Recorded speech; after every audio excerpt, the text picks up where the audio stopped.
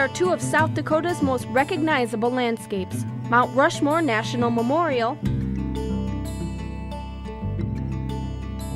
and Badlands National Park.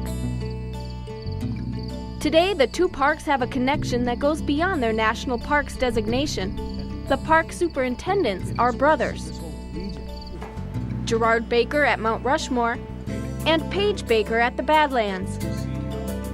The Baker brothers have more than just their job titles in common. They share certain philosophies, including a passion for education and love of the National Park Service.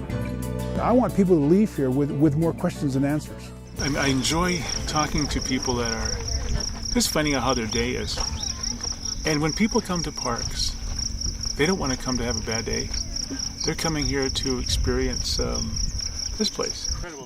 My hope is that when a person comes here, that they leave with more questions than they do answers.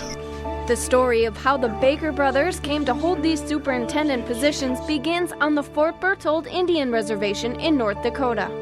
My father is Mandan, my mother's Hidatsa, and grew up in the family of four.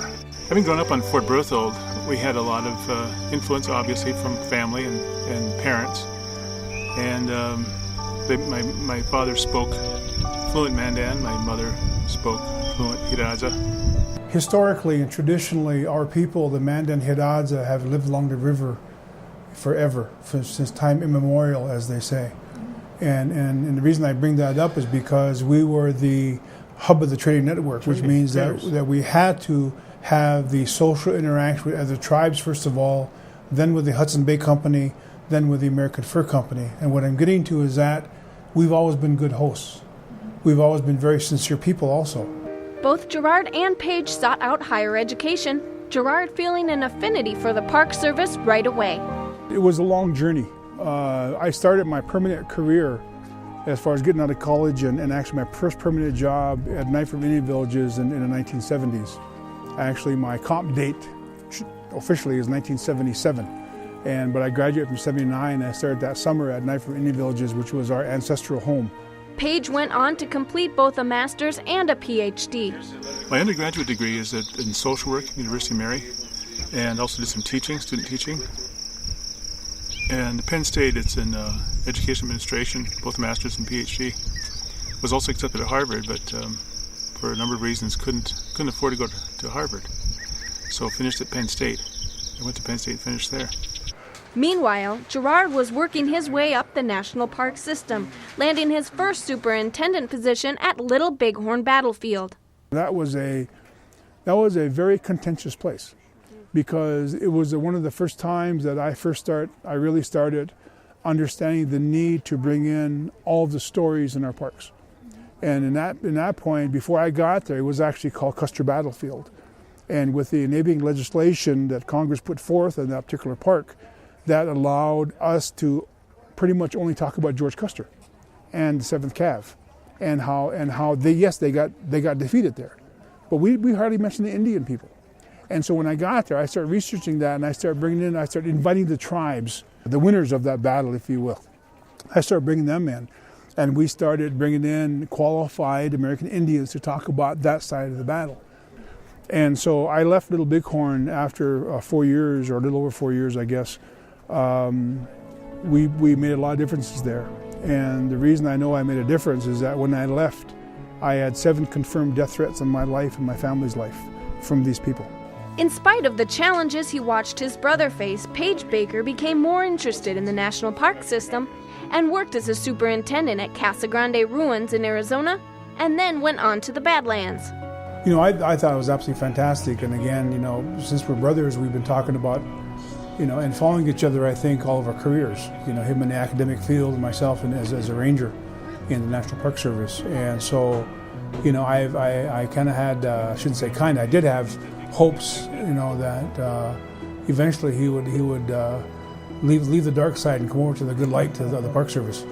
You know, and so I was very excited, extremely happy, extremely excited. There's not many brothers in the Park Service. After working at Little Bighorn, Gerard went on to work in Oklahoma and then was asked to help organize the National Lewis and Clark Bicentennial Project. I organized it, got everybody together, got the equipment all ready to go, and then I had a wee bit of a heart problem. I had 5 bypasses. And so that kind of slowed me down a little bit. And so I decided to take a relatively quieter job.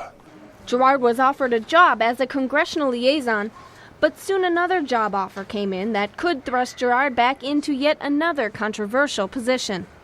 When I got offered the job, first of all, at Lewis and Clark from D.C., I got offered the job.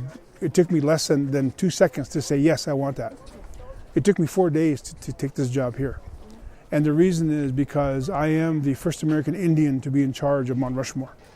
And Mount Rushmore has been known as a controversial place ever since the removal of the Indians, of the Lakotas, Nakotas, and Dakos in the Black Hills, the forced removal, and the breaking of the Fort Laramie Treaty. So what I did is I started asking around. And I started asking all the various tribal elders that I knew from Little Bighorn. Again, a lot of folks from the state of South Dakota, Lakota, Nakota, Dakota, my own tribes, other people I met throughout the states in my career.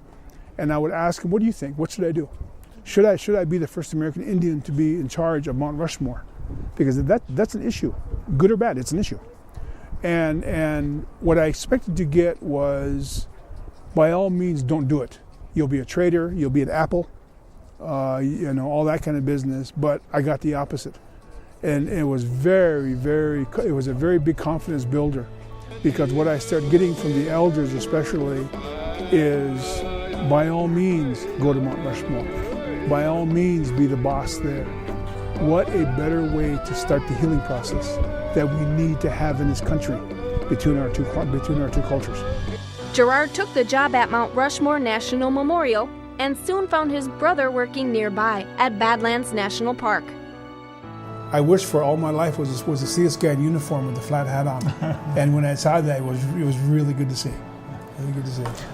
Some of the other things too that we're working on together is he brings speakers into the parks, to the park here, and we're also bringing in books and authors that expand the parameters of the understanding for why we're doing what we're doing in the parks. So in that capacity, we brought in some new authors and books to Badlands that expand how people understand the history of this particular location, as well as the history of the United States. After a lifetime of crisscrossing around the country, the Baker brothers found themselves right in each other's backyards.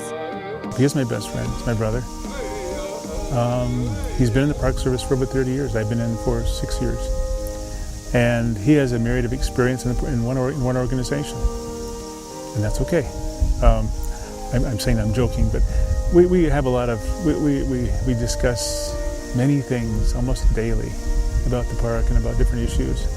One of the real interesting gems also of this part of the country that he and I are working on is giving voice to the Native American perspective in parks, in Badlands and in Rushmore. We do talk a lot about that as far as, me not necessarily getting him out of trouble all the time, but making sure that we both stay out of trouble.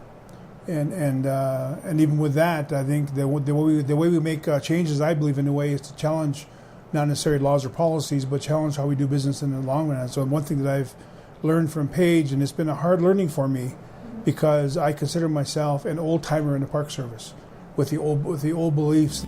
As far as brotherly competition goes, there may be a little teasing. No, we both understand that the best park is Mount Rushmore. We both understand that already. So there's no competition. We've also renamed it Badlands West, so it's just another minor thing. But the thread that has weaved its way all throughout the careers of the Baker brothers is education. Maybe the children, the young people they're watching this, can look at Paige and I. Not that we're not anything special. I think we grew up on a ranch. We grew up with no money. We grew up very poor financially, but extremely wealthy education from a cultural standpoint and from a family standpoint. So I hope the young ones come away from understanding that, hey, I'm a cultural being as well. I don't have to be Indian just to be a cultural being. Everybody's a cultural being.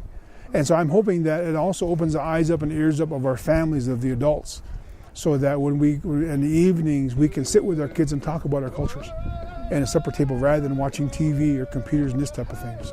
For the next generation of National Park Superintendents, the Baker brothers have this to say. The Park Service, for one thing, I think is the best organization, obviously, in the whole world, as far as I'm concerned. Again, like I said, we're getting more specialized. I believe if the young people need to definitely stay involved with math and science.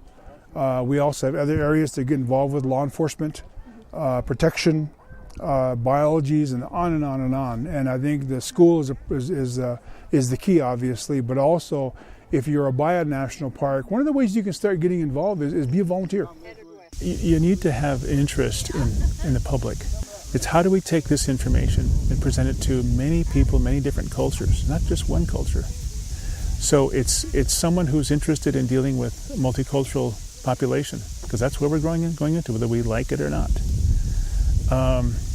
So we need to prepare ourselves for that. Languages would be great. Spanish language as well as other languages.